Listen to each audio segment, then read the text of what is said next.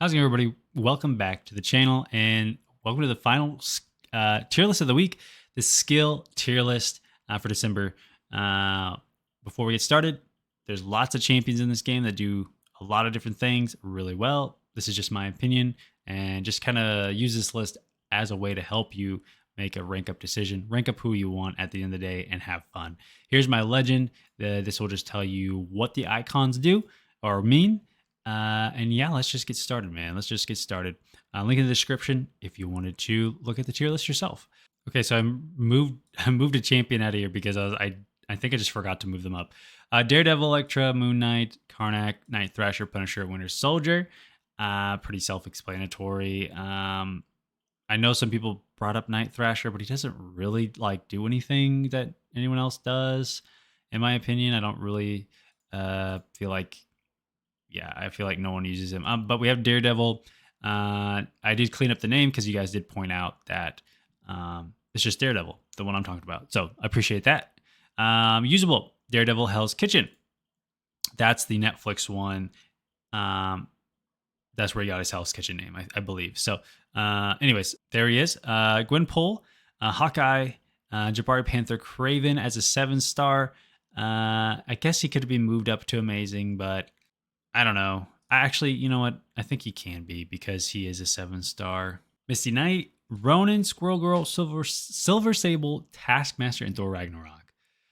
All right, into the amazing tier, we have Craven. Let me circle you. Black Widow, Baron Zemo, Black Panther OG, Black Cat, Black Widow Deadly Origin, Elsa Bloodstone, Killmonger, Craven, Moondragon, Patriot, Stealth Suit Spider-Man. These are all amazing champions. I believe this is probably the correct tier for a lot of these. Killmonger fluctuates from God tier to this tier quite often because it just depends on metas and stuff, or nodes.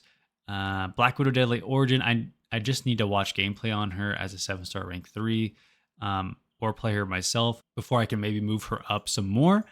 And then Baron Zemo is kind of, again, he's another fluctuating champion. Sometimes he's higher, sometimes he's lower, depending on nodes and metas. And then Black Widow got moved from useless to here because she's not useless. I don't know why I had her there.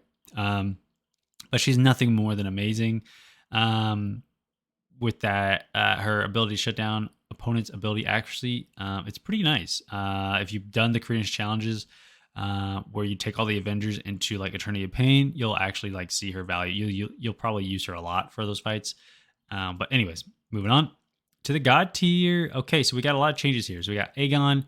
I added a little ascension symbol here, but just remember this skull just means he needs to be in. He's like a Necropolis champion. Okay, I added it to the legend. But yeah, he's a very, very important for Necropolis. Agent Venom. So Agent Venom is getting moved down to Amazing because he just requires the synergies, and then he's not useful outside of having synergies, so there's no reason to put him higher. So we got God tier, Black Panther, Civil Warrior after his buff is making an appearance here. Solid defender and really good at bursty, nukey attacker. I have here he's a 7-star. He's not a 7-star yet. But I think he's going to be a 7-star, and a rank 3 Black Panther Civil War is going to be kind of nuts. We got moved Shield up to God tier. I think she deserves to be here. Absolutely. Mantis, Massacre, Hitmonkey got moved up here based on your comments.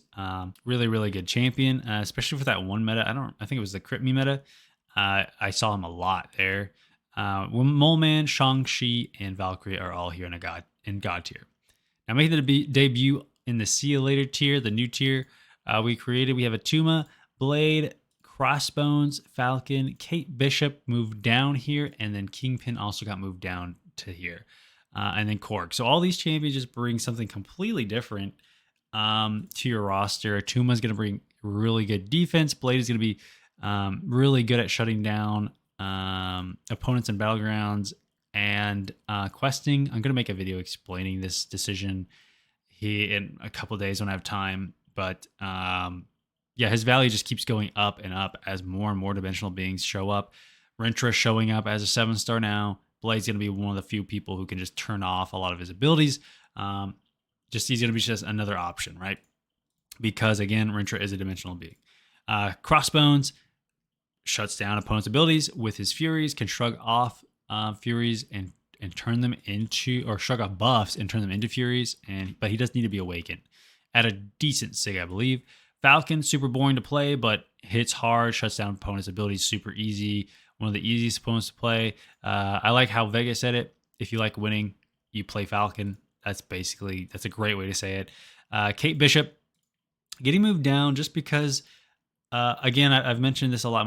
The last time I made a tier list. 6 stars are kind of starting to get outpaced, especially now. If you are at the end game, especially after, Cyber Weekend, you might even just have a full roster of rank 3s, especially if you're a really big whaley boy.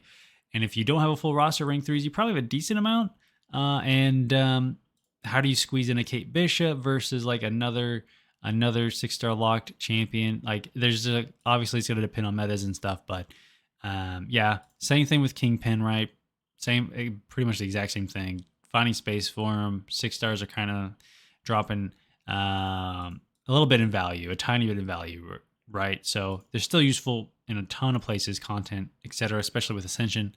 But And then we got Korg, tried and true defender. He's in my deck almost every single meta. I think he's only been like 1 or 2 metas where I took him out, and even then I didn't feel like I should have. I love Korg. And now moving to the final tier, the Alligator tier. Everyone here is just the same as last time, except Kate Bishop and Keeman got moved down. But Bullseye, Nick Fury, I really do feel like are like the top of the top. Nick Fury's in every single one of my decks. Every time I use him, 99.9% of the time, he is at least making them, take a decent amount of time in their fight. And then Bullseye is just a jerk, dude. I hate fighting Bullseye, especially this last meta, man, where he just able to spam special ones. He was basically on my ban list. Him and Serpent just made the ban list every single time. So, yeah, that is the tier list for skill. Let me know what you guys think. Made some changes on the fly here for this one, but I feel like I think it's a pretty solid tier list here. That ends tier list week as well. Let me know what you thought about the new tier. I think my tier list needed another tier, and I think it opened up a lot because I feel like it really makes it easier to show like the difference between some champions. But again, these two, especially on this tier list, there's a lot of champions that could probably be moved up, right? MCOC Ray, he's really, really good. Can he be in here? Yeah, probably. Blade be moved down? Maybe. We'll see in the video what you guys think, what your judgment is on that. Then we have, Kate Bishop. Can she be moved down or up? I mean, it's just like, I don't know. There's a lot of flexibility here. But at the end of the day, like I said, rank up who you want to rank up. Have fun. If there are any in this tier, you're probably fine, right? If there's anything in here, you're fine. So, I guess that's it for the video. Like I said, link in the description if you want to check it out. Don't forget to subscribe. And that ends tier list week. Hope you guys enjoyed, and I hope it helped you guys out. All right. Y'all take care.